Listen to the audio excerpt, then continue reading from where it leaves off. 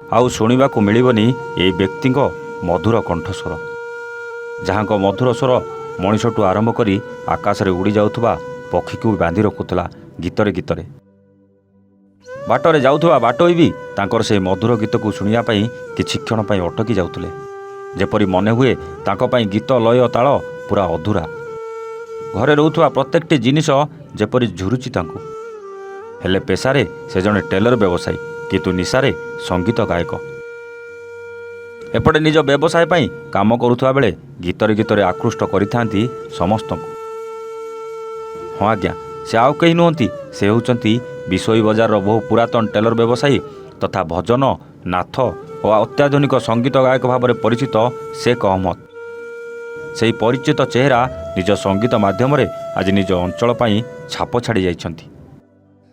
सूचना अनुसार मयूरभंज जिला विशोई ब्लॉक लुहाकानी ग्राम में शेख अहमद को 61 वर्ष रे अकाल वियोग घटी।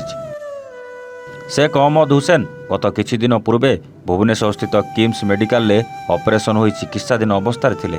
तेबे ऑपरेशन परे स्वास्थ्य अवस्था भल थिला, मात्र गत मंगलवार दिन हठात स्वास्थ्य अवस्था गुरुतर हेबारु पुणी मेडिकल को निया जाइथिला।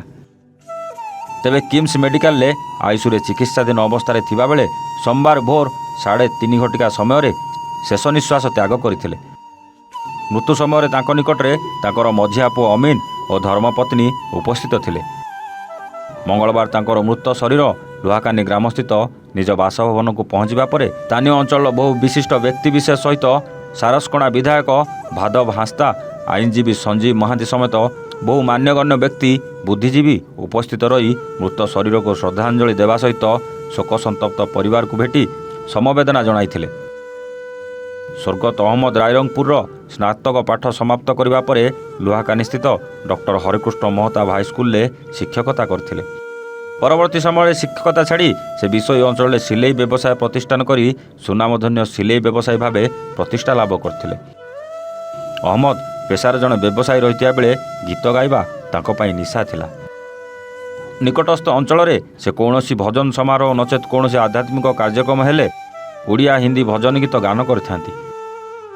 जड़े मुसलमान संप्रदाय व्यक्तिविशेष होई मध्य हिंदू देवादेवी निमते भजन गीत गान करने से अंचल समस्तंकर आदर पाल्टिथिले। विषय अनिवार्य हुसैन का रिपोर्ट, A1 ओडिया।